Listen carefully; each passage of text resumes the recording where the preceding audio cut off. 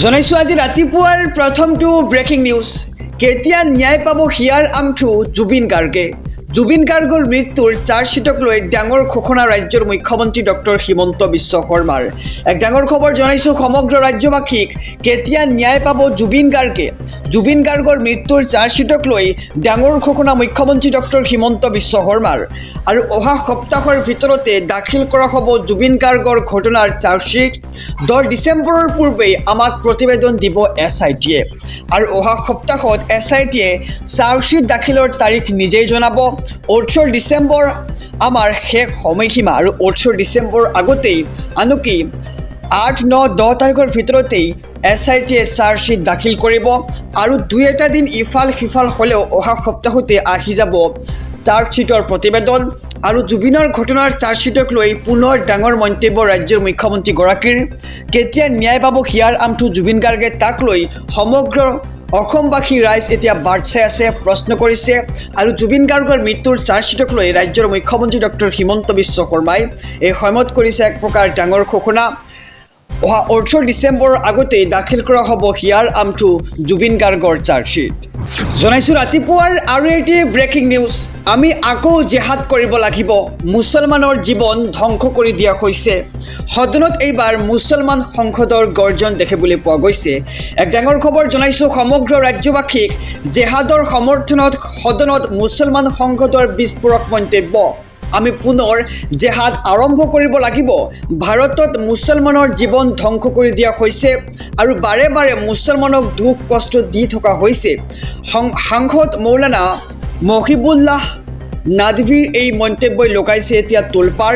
সদনৰ মজিয়াতেই জেহাদ কৰিম বুলি উচতনিমূলক মন্তব্য কৰিছে আৰু নিজৰ দেশতে মুছলমানক অশান্তি দি থকা হৈছে।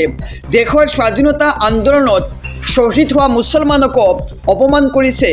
আৰু মেহমুদ মাদানীৰ জেহাদৰ বক্তব্যৰ সমৰ্থনত এবাৰ সাংসদ মহিবুল্লাহ নাদভিৰ এই মন্তব্য। মুছলমানৰ অত্যাচাৰ হ'লে জেহাদ কৰাৰ হুংকাৰ দিছিল মেহমুদ মাদানীয়েও। আৰু সমাজবাদী পাৰ্টিৰ সাংসদ মৌলানা মহিবুল্লাহ নাদভি আৰু জেহাদৰ সমৰ্থনত সদনত মুছলমানৰ সাংসদৰ বিস্ফোৰক মন্তব্য দেখিবলৈ পোৱা গৈছে। আমি পুনৰ জেহাদ আৰম্ভ কৰিব লাগিব বুলি এক প্ৰকাৰ বিস্ফোৰক মন্তব্য আগবঢ়াইছে সদনৰ মজিয়াত। আৰু ভাৰতত মুছলমানৰ জীৱন ধ্বংস কৰি দিয়া হৈছে, বাৰে বাৰে মুছলমানক দুখ আৰু কষ্ট দি থকা হৈছে। জনাইছোঁ ৰাতিপুৱাৰ আৰু এটি ব্ৰেকিং নিউজ। পুৱাই বুলডোজাৰৰ শব্দত কঁপিল মধ্য অসম। ৰূপৈহাটত বুলডোজাৰে ভাঙি গৈছে ঘৰবাৰী। এক ডাঙৰ খবৰ জনাইছোঁ ৰাজ্যবাসীক, পুৱাই বুলডোজাৰৰ শব্দত কঁপিল এতিয়া মধ্য অসম। পুৱাই ৰূপৈহাটত চলিল বৃহৎ উচ্ছেদ অভিযান। ৰূপৈহাটৰ ভকত গাঁৱত উচ্ছেদ অভিযান প্ৰশাসনৰ। এফালে উচ্ছেদ, আনফালে বেদখলকাৰীৰ হাহাকাৰ দেখিবলৈ পোৱা গৈছে। আৰু হাতজোৰ কৰি কাতৰ মিনতি হিমন্ত চৰকাৰক। আমি ক'ত যাম, আমাৰ যাবলৈ ঠাই নাই, আমাৰ সৰু সৰু ল'ৰা ছোৱালীলৈ আমি ক'ত থাকিম বুলি এক প্ৰকাৰ দুখত ভাগি পৰিছে। আৰু আমাৰ থাকিবলৈ ঘৰ নাই, এতিয়াই আমাক গুলিয়াই মাৰি পেলাওক বুলি এক প্ৰকাৰ দুখ প্ৰকাশ কৰি এক প্ৰকাৰ বিস্ফোৰক মন্তব্য কৰা পৰিলক্ষিত হৈছে।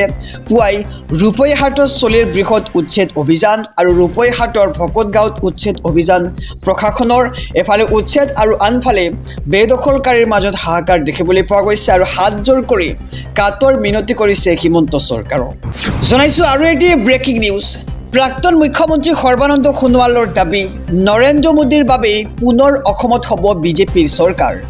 আৰু 2026-ত অসমত পুনৰ হ'ব বিজেপি চৰকাৰ। প্ৰধানমন্ত্ৰী নৰেন্দ্ৰ মোদীৰ কাৰ্যকালত যথেষ্ট উন্নয়ন হৈছে অসমত। আৰু নৰেন্দ্ৰ মোদীৰ দিনত অসম অন্যতম ৰাজ্য হিচাপে স্বীকৃতি লাভ কৰিছে।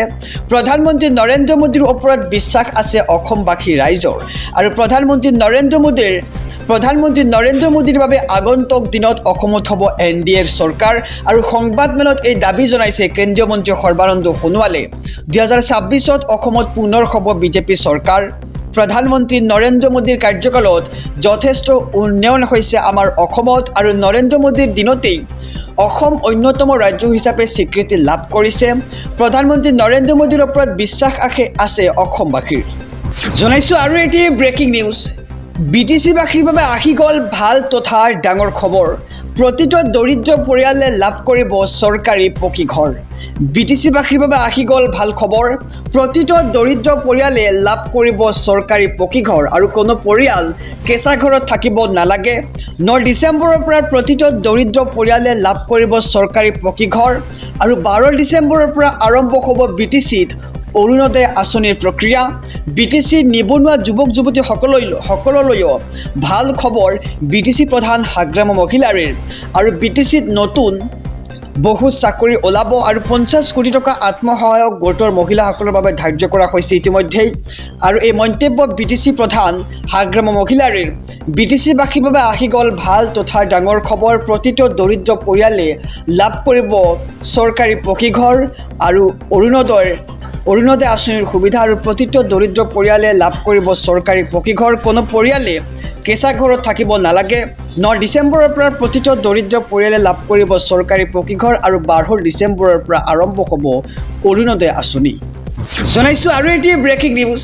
6 জনগোষ্ঠীৰ জনজাতিকৰণক লৈ এপছুৱে ব্লেকমেইল কৰি আছে। 500ৰ পৰা 1000 টকা হাজিৰা দি হায়াৰ কৰি ধৰ্ণা দি আছে বুলি এক প্ৰকাৰ বিস্ফোৰক মন্তব্য বিটিচি প্ৰধান হাগ্ৰাম মহিলাৰীৰ। এক ডাঙৰ খবৰ জনাইছোঁ। 6 জনগোষ্ঠীৰ জনজাতিকৰণক লৈ এপছু আৰু UPPLে ব্লেকমেইল কৰি আছে বুলি মন্তব্য। 500ৰ পৰা 1000 টকা হাজিৰা দি হায়াৰ কৰি ধৰ্ণা দি আছে আৰু 6 জনগোষ্ঠীৰ জনজাতিকৰণ কৰাত BPFৰ কোনো আপত্তি নাই, কিন্তু পূৰ্বৰ জনগোষ্ঠীসমূহৰ একো ক্ষতি হ'ব নোৱাৰিব।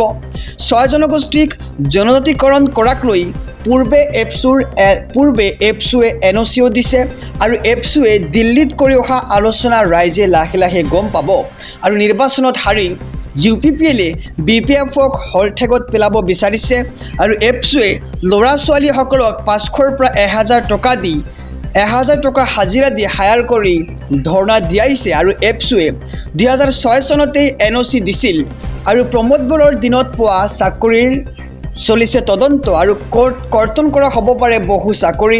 এই ডাঙৰ মন্তব্য কৰিছে এইবাৰ বিটিচি প্ৰধান হাগ্ৰাম মহিলাৰীয়ে। কৈছে যে 6 জনগোষ্ঠীৰ জনজাতিকৰণক লৈ এইবাৰ ব্লেকমেইল কৰিছে এপছু আৰু UPPLে। 500ৰ পৰা 1000 টকা হাজিৰা দি ধৰ্ণা দিয়া হৈছে ছাত্ৰ ছাত্ৰীসকলক।